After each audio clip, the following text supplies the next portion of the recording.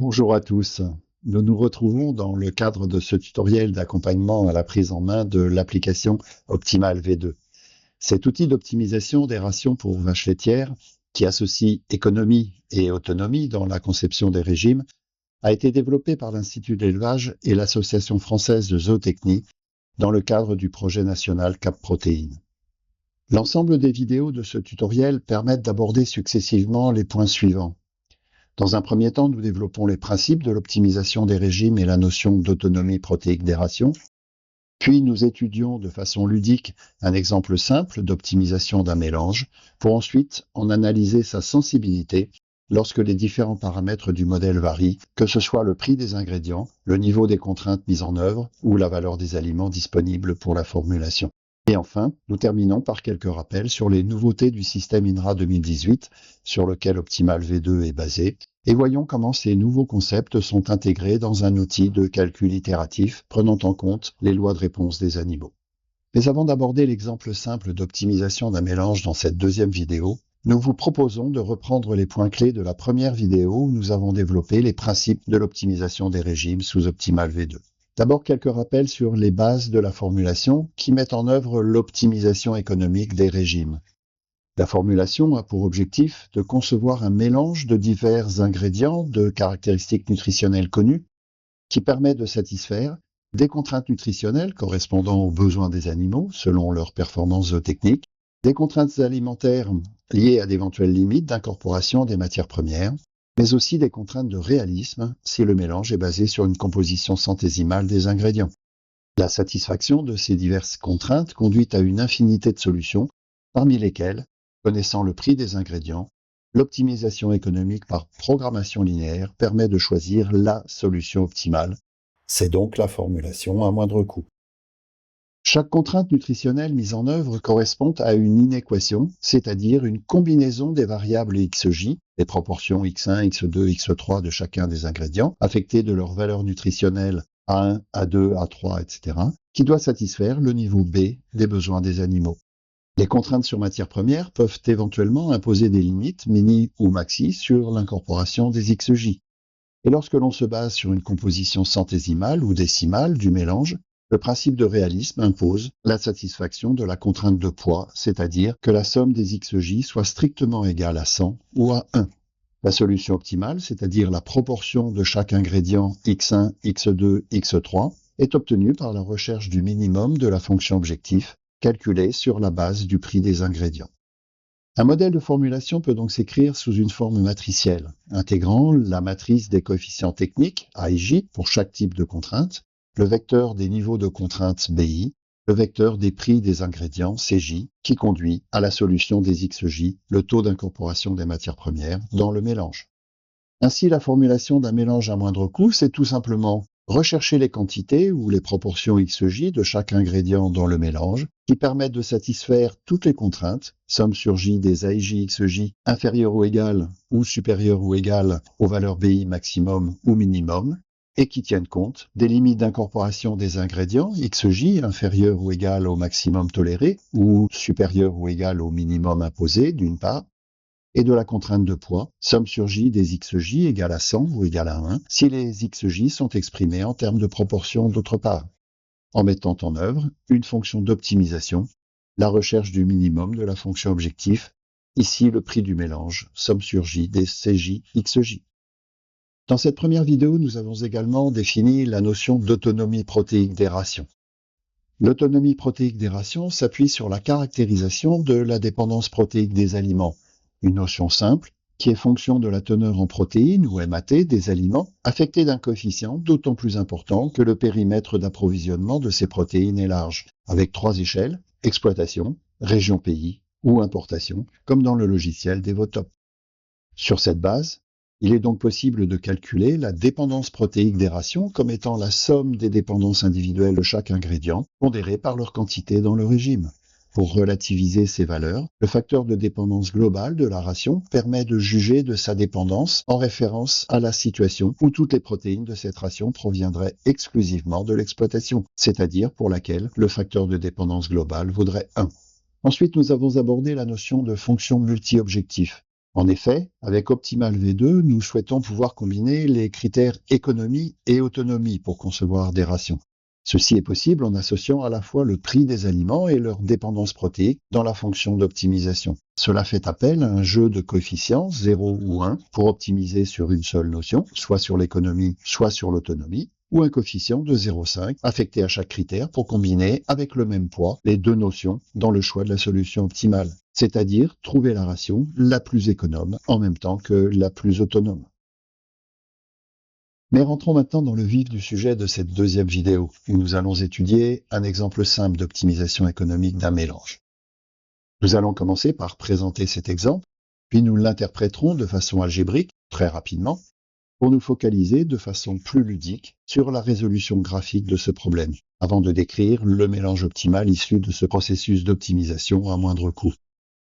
Tout d'abord, la présentation de ce problème. Nous souhaitons formuler un mélange relativement simple, pour ne pas dire simpliste, destiné à des poulets de chair en phase de croissance, c'est-à-dire sur les premières semaines d'élevage.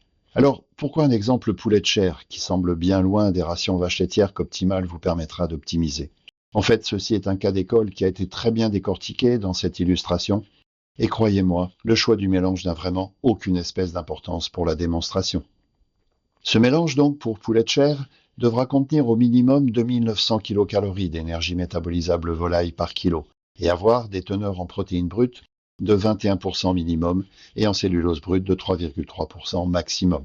Ces valeurs, ici en violet pour respecter le jeu des couleurs des diapositives précédentes, représentent le vecteur BI des contraintes nutritionnelles. Si cela avait été un mélange pour vaches laitières de type VL18, nous aurions pu par exemple retenir des contraintes de minimum d'UFL à 1 UF par kilo, de minimum de PDI à 120 grammes par kilo et de maximum d'amidon à 300 grammes par kilo. Nous verrons plus loin que la simplicité de l'exemple permettra sa résolution graphique. Et ce mélange sera composé de deux ingrédients, un aliment énergétique, du maïs grain, et un aliment protéique, du tourteau de soja. Chaque aliment est défini par sa valeur énergétique, 3370 et 2480 kcal d'énergie métabolisable par kilo, respectivement pour le maïs et le tourteau de soja, et les teneurs en protéines brutes, 9% et 48% respectivement, et en cellulose brute, 2,5 et 3,5% pour les deux ingrédients. Ces valeurs ici en rouge correspondent aux caractéristiques nutritionnelles des ingrédients. L'ensemble représente donc la matrice des coefficients techniques A et J.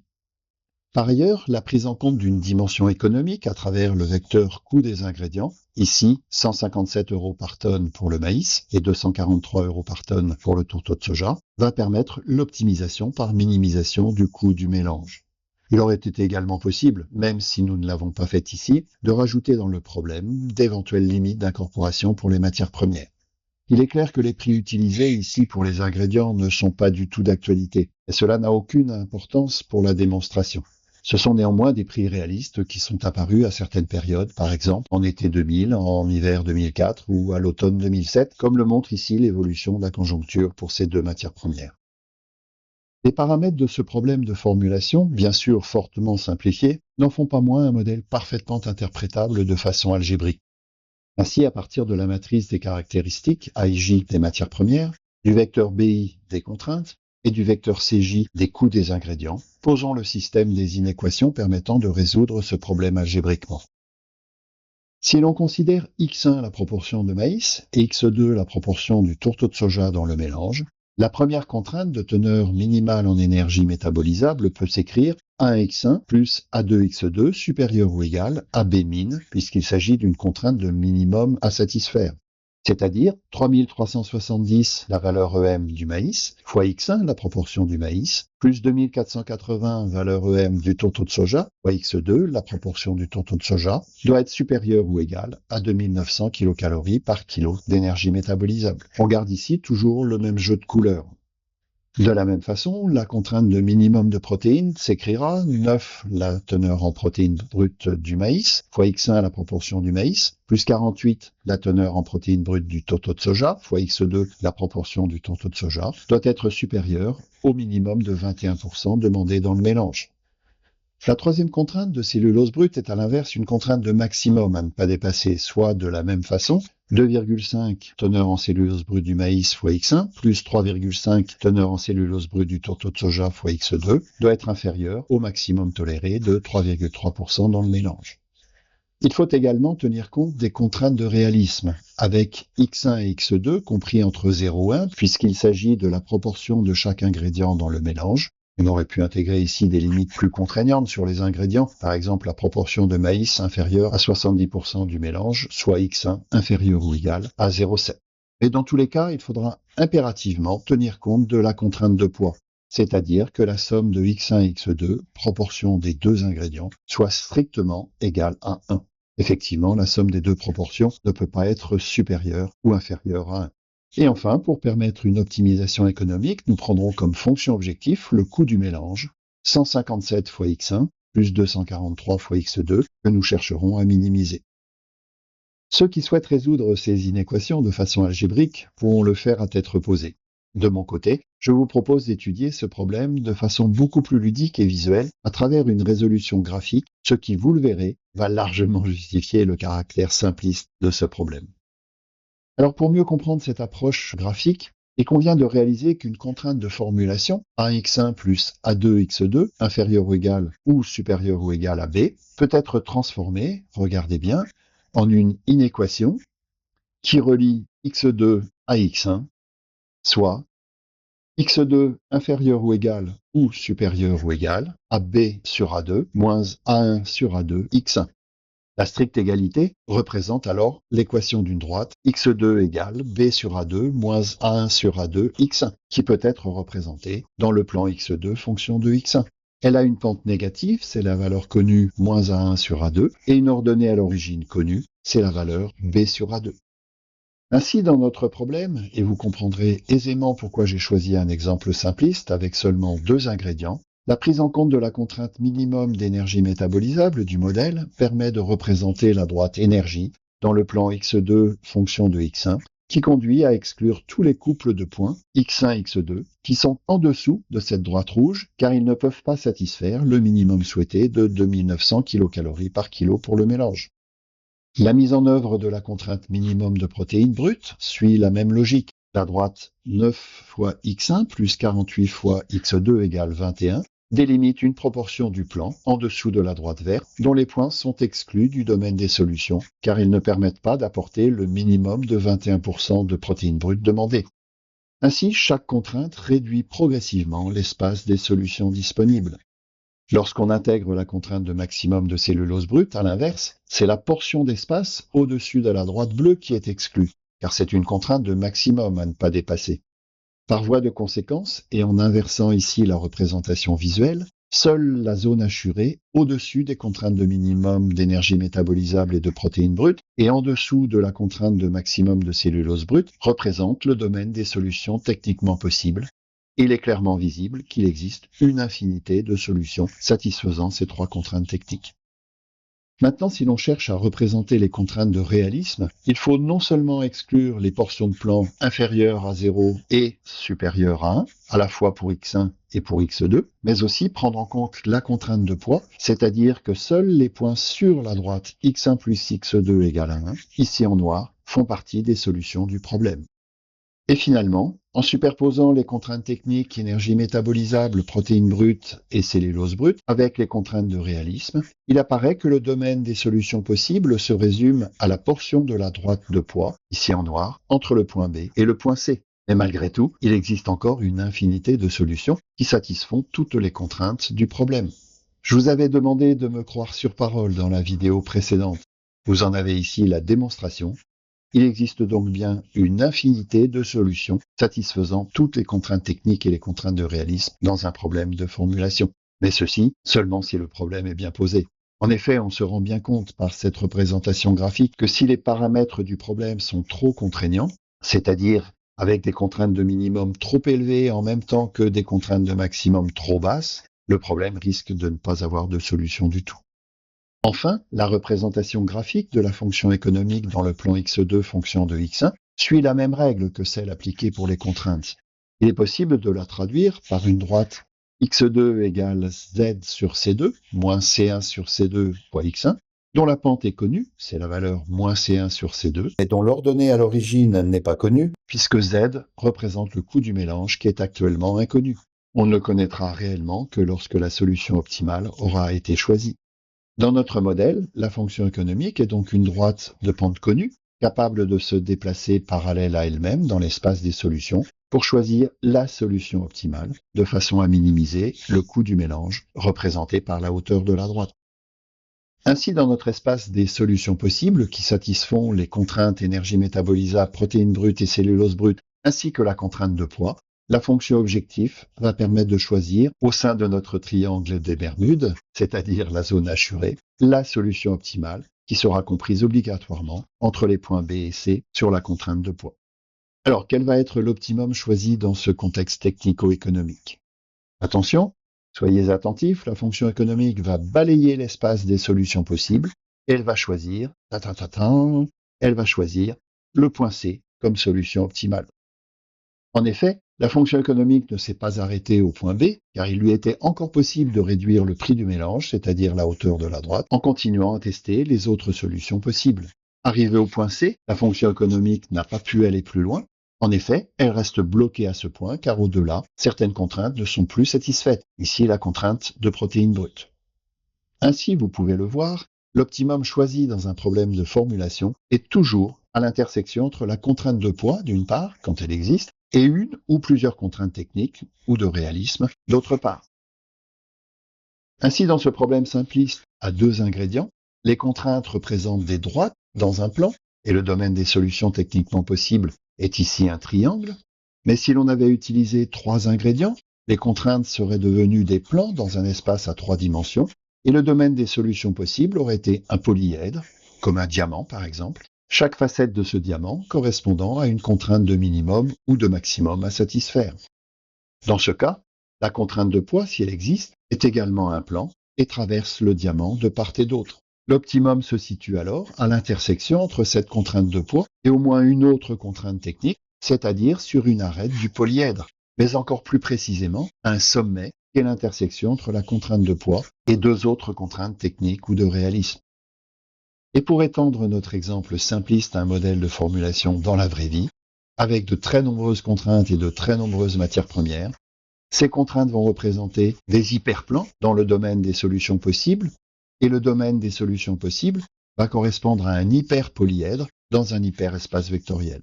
Et vous comprendrez volontiers que ce genre de modèle de formulation pose des hyperproblèmes pour en effectuer une résolution graphique. La résolution de ce type de problème se fera donc de façon algébrique, notamment par la méthode du simplex dont nous avons parlé dans la première vidéo. Je vous ai dit que le respect de la contrainte de poids était impératif lorsque les XJ représentaient la proportion des ingrédients dans le régime. Mais je vous ai également laissé entendre à plusieurs reprises que la contrainte de poids pouvait ne pas exister. Alors pourquoi cette apparente ambiguïté? En fait, dans certains modèles de formulation, les XJ peuvent représenter non plus les proportions des ingrédients dans un mélange, mais les quantités ingérées quotidiennement par l'animal. C'est souvent le cas des rations pour ruminants. Dans ce contexte, les contraintes techniques sur le volet énergétique, en UFL, azoté en PDI et minéral en calcium absorbable, par exemple pour une vache laitière, s'écrivent de la façon suivante. Et si les XJ sont des quantités de matière sèche ingérées par jour, alors la combinaison des quantités XJ de chaque ingrédient, fois leur qualité AIJ, correspond aux apports journaliers pour chaque composante nutritionnelle, et les besoins BI représentent ici les quantités d'UFL, de PDI, de calcium absorbable nécessaires à la couverture des dépenses des animaux selon leur performance. Alors, la contrainte de poids n'a plus aucune raison d'être. En effet, il n'y a pas lieu d'imposer que la vache laitière ingère strictement 100 kg de matière sèche par jour, si tant est que ce soit possible. Dans ce cas, les niveaux d'ingestion sont calculés sur la base de l'encombrement global de la ration, qui ne devra pas dépasser un maximum imposé par la capacité d'ingestion de l'animal. Et la fonction économique à minimiser sera alors le coût journalier de la ration. C'est ce type de modèle de formulation qui est mis en œuvre dans Optimal V2. Donc pour en revenir à notre exemple, quelles seront les caractéristiques de notre mélange optimal? Eh bien, en cet optimum, au point C, le mélange comportera 69% de maïs et 31% de tourteau de soja. Cette information intéressera le responsable du site de production du mélange pour savoir quelle quantité de ces matières premières à mettre en œuvre dans les processus de fabrication, mais aussi le responsable des achats pour assurer l'approvisionnement en ces ingrédients. Le coût du mélange sera de 157 fois 0,69 plus 243 fois 0,31, soit un coût total de 184 € par tonne. Cette information va fortement intéresser le directeur commercial pour élaborer sa gamme tarifaire en intégrant en plus de ce coût matière, comme on dit, les autres coûts de fabrication, de commercialisation, les frais fixes de l'usine, etc. et accessoirement aussi sa marge commerciale. Et il est possible de calculer les caractéristiques techniques de ce mélange optimal. En ce point C, la contrainte de poids est assurément bien respectée, 0,69 plus 0,31 égale à 1. Et le mélange contient, en énergie métabolisable, 3370 fois 0,69 plus 2480 fois 0,31, soit 3094 kcal d'énergie métabolisable par kilo. On est bien au-dessus du minimum imposé à 2900 kcal par kilo. En protéines brutes, on atteint 21%, soit strictement le minimum exigé. Et en cellulose brute, le mélange contient 2,8%. On est bien en dessous du maximum toléré. Ces informations techniques vont intéresser les chefs produits et les technico-commerciaux pour élaborer leur argumentaire de vente de ce mélange. Il apparaît donc que certaines contraintes peuvent être satisfaites, certes, mais en atteignant des valeurs qui sont soit au-dessus du minimum exigé, c'est le cas de l'énergie, 3094 pour un minimum de 2900 kcal par kilo, soit en dessous du maximum toléré, c'est le cas ici de la cellulose brute, 2,8% atteint contre 3,3% maximum demandé. En revanche, certaines contraintes sont également satisfaites, mais à la stricte égalité par rapport aux valeurs imposées. C'est le cas de la contrainte de poids, qui doit obligatoirement être égale à 1, mais également de la contrainte de protéines brutes, qui à l'optimum atteint tout juste le minimum de 21% demandé. On retrouve bien ici le fait que l'optimum est à l'intersection entre la contrainte de poids et la contrainte de protéines brutes. Ces contraintes qui, à l'optimum, sont satisfaites à la stricte égalité, sont appelées des contraintes saturées. Nous verrons dans la prochaine vidéo que ces contraintes saturées vont jouer un rôle particulier et présenter une signification économique importante. Mais ceci est une autre histoire. Et pour terminer cette deuxième vidéo, voici quelques take-home messages. Cet exemple simpliste, décrit de façon algébrique et résolu par voie graphique, nous a permis de formaliser les contraintes comme des combinaisons linéaires des variables xj, les proportions de chaque ingrédient j, pondérées par les valeurs nutritionnelles à j des ingrédients, qui doivent satisfaire les niveaux BI des besoins de l'animal. De constater que ces différentes contraintes restreignent progressivement l'espace des solutions possibles sur le plan technique et sur le plan du réalisme, tout en laissant, si le modèle est bien posé, une infinité de solutions permises. De visualiser que la fonction objectif est capable de se déplacer parallèle à elle-même dans cet espace des solutions possibles pour choisir la solution optimale qui minimise la fonction objectif, c'est-à-dire le coût du mélange. De réaliser que l'optimum est toujours à l'intersection de la contrainte de poids si elle existe et d'une ou plusieurs contraintes techniques selon la dimension du problème. Et par voie de conséquence, de remarquer à l'optimum que certaines contraintes apparaissent saturées, c'est-à-dire des contraintes qui sont satisfaites à la stricte égalité par rapport au minimum demandé ou au maximum toléré. Dans la prochaine vidéo, nous réaliserons une analyse de sensibilité de cette solution optimale et étudierons comment cet optimum peut changer ou non selon les variations des paramètres de départ du modèle, c'est-à-dire le prix des ingrédients, le niveau des contraintes ou la valeur des matières premières. Je vous remercie pour votre attention et vous dis à très bientôt.